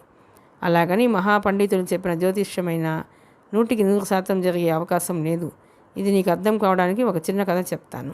ఒకప్పుడు లక్షల సంవత్సరాల ముందు మాట. భూలోకం నుంచి మహర్షులు, రాజర్షులు, బ్రహ్మర్షులు ఇలా ఎందరో గొప్ప గొప్ప వారైన మునిపుంగవులు బ్రహ్మదేవుని సందర్శనార్థం సత్యలోకం చేరుకున్నారు. అక్కడ వరుసలు తీరి నుంచున్నారు. వీణాపాణి, హంసవాహన శక్త తన అర్ధాంగి అయిన సరస్వతీదేవితో బ్రహ్మదేవుడు అక్కడ కొలువై ఉన్నాడు. ఋషులు ఒక్కొక్కరే వెళ్ళి ఆ విధాతను దర్శనం చేసుకుని తాము కోరుకున్న వరాలు పొంది వెళ్ళిపోతున్నారు. ఒకరు జనరాహిత్యం కోరితే మరొకరు స్వర్గలోకవాసం, ఇంకొకరు దేవకన్యలు కావాలని, వేరొకరు దేవలోక పదవులు కావాలని, ఇలా సాగాయి వారి కోరికలు. మానవ జన్మెత్తి భూలోకం నుంచి వచ్చిన మహర్షులు స్వార్థపూరితమైన ఏవో వరాలు కోరుతున్నారు. కానీ వారిలో ఏ ఒక్కరూ మానవుల గురించి లోక కళ్యాణానికి అవసరమైన ఒక్క వరం కూడా అడగలేదు. వచ్చిన మహర్షుల్లో భృగువనే మహర్షి కూడా ఉన్నాడు. ఆయన మనసులో ఏముందో కానీ తన వంతు వచ్చినా ముందుకు వెళ్లకుండా సంకోచంతో ఒక పక్కగా నిలబడిపోయాడు. క్రమంగా మహర్షులంతా తాము ఆశించిన వరాలు పొంది వెళ్ళిపోయారు. భృగువు మిగిలాడు. విధాత ఆయన్ని గమనించి చెంతకు పిలిచి, మునివరా, సంకోచమేమి, నీవు కోరిన వరం అనుగ్రహించదా, కోరుకో అంటూ వాత్సల్యంతో చెప్పాడు. అప్పుడు ఆ ముని వినమ్రుడై చెప్పాడు, విధాత, నీ దృష్టిలో మానవ జన్మ శ్రేష్టతరమైనది. అట్టి మానవుల తలరాతలు రాసే విధాతవు నీవే. నీ రాతలు చదవడం ఎవరికీ సాధ్యం కాదు. అయినా మానవులు వారి భవిష్యత్తు తెలుసుకోగలిగితే న్యాయవర్తనులై నీతివర్తనులై రుచిమార్గంలో పయనించి సంసార సాగరం దాటగలరు. మా మానవుల మనుగడ క్షేమం కోరి సర్వమానవ కళ్యాణం కోసం నాకు కాలజ్ఞానం ప్రసాదించండి స్వామి. మానవుల చేతిగీతలు, వారి రాశిచక్రం, గ్రహాల స్థితిగతులు ఆధారంగా వారి భవిష్యత్తు తెలిపే జ్యోతిష శాస్త్రం, విజ్ఞానం అనుగ్రహించండి అంటూ కోరుకున్నాడు భృగువు. ఆయన కోరిక విని బ్రహ్మ చిద్విలాసంగా నమ్ముతూ, నాయన, నీవు కోరిన వరం అనుగ్రహిస్తాను, కానీ 100% జాతక ఫలితాలు చెప్పలేవు నాయన, 80% మాత్రమే చెప్పగలవు, గుర్తుంచుకో అంటూ హెచ్చరించాడు. ఆ 20% భవిష్యత్తు నేను తెలుసుకోలేనా దేవా అని అడిగాడు భృగువు. తెలిసినా చెప్పలేవు నాయన, ఎందుకంటే ఆ 20%లోనే ఉంటాయి మానవుల కష్టాలు, నష్టాలు, గండాలు, ఆకస్మిక మరణాలు. ఆకస్మికంగా ఐశ్వర్యం వస్తుందంటే సంతోషించే మానవుడు ఆకస్మిక మరణం గురించి తెలిస్తే తట్టుకోలేడు. ఎప్పుడో వచ్చే మృత్యువుకు భయపడి ఇప్పుడే మంచం పడతాడు. కాబట్టి నష్టాల గురించి తెలిసినా చెప్పలేవు అన్నాడా పరాత్పరుడు. అది అక్షరాల నిజం. పుట్టిన ప్రతి జీవి గిట్టక తప్పదు. అలా అని ఆ కాలం ముందే తెలిస్తే మరో సుదీర్ఘ మరణం మనిషికి మనశ్శాంతి లేకుండా చేస్తుంది. చివరిది నిజమైన మరణం. దాని గురించి ముందే తెలియటం మరణం కంటే నరకం అవుతుంది. ప్రతి క్షణం ముంచుకు రాబోయే మృత్యువు గురించే దిగులు పడి జీవోత్సమైపోతాడు. అలాగే ఆకస్మిక నష్టాలు, కష్టాలు, దుఃఖాలు, ప్రమాదాల గురించి ముందే తెలుసుకునే జీవి నరకయాతన పడతాడు. ఉన్న చిన్న జీవితం అస్తవ్యస్తమైపోతుంది. అందుకే ఆ వరాన్ని ఎవరికీ ఇవ్వలేదు. భృగువు అగస్త్య మహామునికి, బ్రహ్మకి, జగద్గురు ఆది శంకరాచార్యులకు పూర్తి భూత భవిష్యత్ వర్తమాన కాలాలు తెలుసుకోగల వరమిచ్చారు శారదాంబ. కానీ 80% దాటాక వచ్చే అతి కీలకమైన జోష్యం తెలిసినా నోటి ద్వారా, రాత ద్వారా, కళ్ళ ద్వారా, శారీరక భంగిమల ద్వారా చెప్పలేని అడ్డుకట్ట వేశారు అమ్మ. మృత్యువు యొక్క రహస్యం, భవిష్యత్ దర్శనం ఎవరికీ తెలియదు. ఈ రెండు సృష్టి రహస్యపు పీఠముడిలో బిగించి చీకటి విశ్వంలోకి అంతులేనంత దూరానికి విసిరివేశాడు సృష్టికర్త. అందుకే భృగువు అంతటి మహర్షి కూడా 100% ఖచ్చితమైన జాతక ఫలితాన్ని కూడా ఎప్పుడూ చెప్పలేదు. అందుచేత ఏవో కొన్ని జరగలేదని జ్యోతిష్ శాస్త్రాన్ని తప్పు పట్టకూడదు అంటూ వివరించాడు ఆత్రేయ శర్మ సిద్ధాంతి. అక్షతకు ఆయన మాటలు వింటుంటే శాస్త్రం మీద ఆసక్తి ఎక్కువైంది. తాతయ్య, అసలు జోస్యం అనే పేరు ఎలా వచ్చింది అని అడిగింది. నీ ఇంట్రెస్ట్ చూస్తుంటే చాలా ముచ్చటేస్తుంది తల్లి. జ్యోతిష్యం అది అసలు పదం. దీనికి వికృతి జోస్యం. జోస్యం అంటే దీపం. చిన్న జ్వాల, జ్వలించేది జ్వాల. ఆ జ్వాలను కలిగినది జ్యోతి. ఆ కాలంలో నక్షత్రాలను కూడా జ్యోతులుగా వ్యవహరించేవాళ్ళు. నక్షత్రాలు జ్వలించే స్వయం ప్రకాశాలని మన పూర్వీకులకు ఏనాడో తెలుసు. నక్షత్రాలు స్థిరంగా ఉంటాయి. గ్రహాలు ఆయా నక్షత్రాల మధ్య క్రమం తప్పకుండా సంచరిస్తాయి. అలా సంచరించే గ్రహాల నక్షత్రాల ప్రభావం భూమిపైన మానవులపైన ఉంటుంది. గణితానికి జ్యోతిష శాస్త్రానికి అవినాభావ సంబంధం ఉంది. నక్షత్ర రాసుల మధ్య గ్రహాల సమాచారాన్ని బట్టి శుభాశుభాన్ని చెప్పే శాస్త్రం కాబట్టి దీనిని జ్యోతిష శాస్త్రం అన్నారు. ఈ శాస్త్రం గొప్పదనం గురించి అర్థం కావాలంటే క్రీస్తుపూర్వం 500 సంవత్సరాల ప్రాంతంలోని గొప్ప జ్యోతిష పండితుడైన మిహిరకులని గురించి నీకు వివరంగా చెప్పాలి అన్నాడు. మిహిరకులుడు అంటే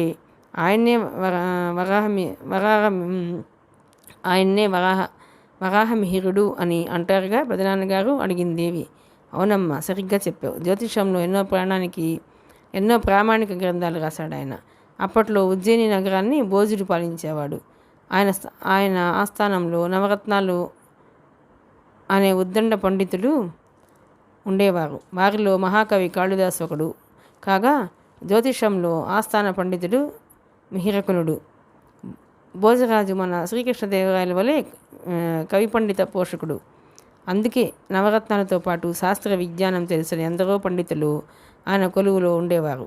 ఇలా ఉండగా భోజరాజుకు కొడుకు పుట్టాడు. యువరాజు పుట్టిన సందర్భంగా దేశమంతా గొప్పగా వేడుకలు జరిగాయి.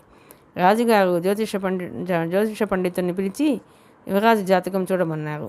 అంతా గ్రంథాలు తిరిగేశారు. జనన కాలాన్ని బట్టి గ్రహరాశులు లెక్కలు కట్టి అంత కాదు అబ్బో చక్రవర్తి అవుతాడని చెప్పేశారు. కానీ వారిలో మిహిరకులుడు ఒక్కడే భిన్నంగా జాతకం చెప్పాడు. రాజా, మీ బిడ్డకు 3వ ఏట ఒక పంది మూలంగా ప్రాణగండం ఉంది. ఆ గండం గడిస్తే నిజంగా యువరాజు గొప్ప చక్రవర్తి కాగలడు. కానీ వరాహం నుంచి తప్పించుకోవడం కష్టం అని చెప్పాడు. చెప్పి కొంచెం విరామం ఇచ్చాడు ఆత్రేయ శర్మ. తాతయ్య, ఇది చాలా విడ్డూరం కదూ. ఒక మహారాజు కొడుక్కి పంది మూలంగా ప్రాణగండం ఏమిటి అని అడిగింది ఆశ్చర్యంగా అక్షిత. సరిగ్గా ఇదే అనుమానం భోజరాజుకి కలిగిందమ్మా. చాలా ఆగ్రహం చెందాడు. నా బిడ్డ చక్రవర్తి కొడుకు అంతఃపురంలో పందులు సంచరిస్తాయా? నీ జోస్యం తప్పని ఒప్పుకో అంటూ కఠినంగా నిలదీశాడు. అయినా మిహిరకులుడు తన మాటలకే కట్టుపడ్డాడు. దాంతో ఒళ్ళు మండిన భోజరాజు గారు ఆ పండితుడిని చెరసాలలో వేయించాడు. 3 సంవత్సరాలు గిరువన తిరిగాయి. యువరాజుకి 3 సంవత్సరాలు నిండి 3వ పుట్టినరోజు పండుగ వచ్చింది. సామంతులు, మిత్రరాజులు యువరాజు పుట్టినరోజు సందర్భంగా ఎన్నో కానుకలు తెచ్చారు. వాటిని అంతఃపురంలోకి కింద పైన అన్ని చోట్ల సర్దారు. అదే రోజు మధ్యాహ్నం భోజనం తినిపించాక యువరాజు నిద్రపోవడంతో బాబుని తీసుకెళ్ళి అంతఃపురం గదిలో పట్టు బాలీసుల మీద పడుకోబెట్టి వెళ్ళారు దాసీలు. సాయంత్రం యువరాజుకు వెనుక వచ్చి లేచాడు. 3 ఏళ్ల బాలుడు. ఇద్దరు లేచి బొమ్మలతో ఆడుకోవాలనుకున్నాడు. అటు ఇటు చూసిన బాలుడికి పైన అందనట్టున్న కొన్ని బొమ్మలు కనిపించాయి. వాటిలో బంగారంతో తయారు చేసిన పంది బొమ్మ ఒకటి కనిపించింది. దాన్ని పట్టుకుని లాగబోయాడు. ఆ బరువుకి ఆగలేక యువరాజు వెళ్ళకిలా పడగా పంది బొమ్మ అతడి గుండెల మీద పడింది. దాని కోరలు గుండెల్లో దిగబడి బాలుడు చనిపోయాడు. యువరాజు మరణవార్త తెలియగానే అంతఃపురం అంతా శోక సముద్రమైంది. ఆ విధంగా మిహిరకులని జోస్యం నిజమైంది. తన తప్పు తెలుసుకున్న భోజరాజు చెరసాలోని మిహిరకులుణ్ణి చెర విడిపించి తన అవివేకాన్ని క్షమించమని అర్థించాడు. అంతేకాదు మిహిరకులుడికి వరాహమిహిరుడు అని బిరుదునిచ్చి సత్కరించాడు. అప్పటి నుండి ఆయన వరాహమిహిరుడు అని ప్రసిద్ధి చెందాడు. చూసావా అక్షిత, శాస్త్రం ఎప్పుడు తప్పు చెప్పదు. శాస్త్రాధ్యయనం చేసిన వారి ప్రతిభా పాఠవాన్ని బట్టి జాతక ఫలితాలు ఉంటాయి అంటూ వివరించాడు ఆత్రేయ శర్మ. ఆయన మాటలు విన్న అక్షితకు ఒక విచిత్రమైన సందేహం ఏర్పడింది.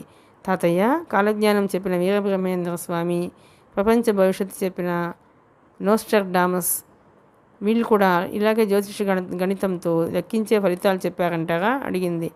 కూతురి మాటలకు దేవి విసుక్కుంది. ఏమిటే చిన్నపిల్లల ఒకదాని తర్వాత ఒకటి ప్రశ్నలు అడిగి తాతయ్యని విసిగిస్తున్నావే?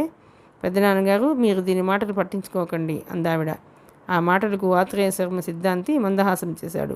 ఇందులో విసిగించే విషయం ఏమీ లేదమ్మా. తెలియని వారికి తెలిసింది చెప్పడంలో మాకు ఎంతో తృప్తి ఆనందం ఉంది. చూడమ్మా అక్షిత, నువ్విప్పుడు ఇద్దరు మహాపురుషుల ప్రస్తావన తెచ్చావు. సుమారు 400 సంవత్సరాల క్రితం జీవించిన కాలజ్ఞానులు. ఇద్దరిలో ఒకరు మన తెలుగువారు కావడం మన అదృష్టం. నోస్ట్రడామస్ ఫ్రెంచి దేశీయుడు. వీరిద్దరూ ప్రపంచ భవిష్యత్తు చెప్పారు. అయితే ఇద్దరిలో ఒక వ్యత్యాసం ఉంది. వీరబ్రహ్మేంద్ర స్వామి సిద్ధయోగి, సాక్షాత్తు దైవస్వరూపుడు. నోస్ట్రడామస్ ఫ్రాన్స్ దేశంలోని ఒక జిప్సీ తెగకు చెందినవాడు. తండ్రిలాగే తను కూడా డాక్టర్ చదివి అక్కడి ప్రజలకు వైద్య సేవలు అందించాడు. తమ వంశానుగతంగా వస్తున్న జ్యోతిష్ శాస్త్రంలో దిట్ట. తను భవిష్యత్తులోకి చూడగలిగేవాడు. అది ఆయనలోని ప్రత్యేకత. అంతకు మించి ఆయన గొప్ప యోగి అని కానీ దైవాంశ సంభూతుడని కానీ అనుకోలేం. నోస్ట్రడామస్ చెప్పిన జాతకం ఎంత ఖచ్చితంగా జరిగేదో నిరూపించే చిన్న సంఘటన ఒకటి వివరంగా చెప్తాను, శ్రద్ధగా విను. మిగతా కథ 3వ భాగంలోనండి. ప్లీజ్ అండి, ఈ నవల కనుక మీకు నచ్చినట్లయితే లైక్ చేయండి, షేర్ చేయండి, సబ్స్క్రైబ్ చేయండి.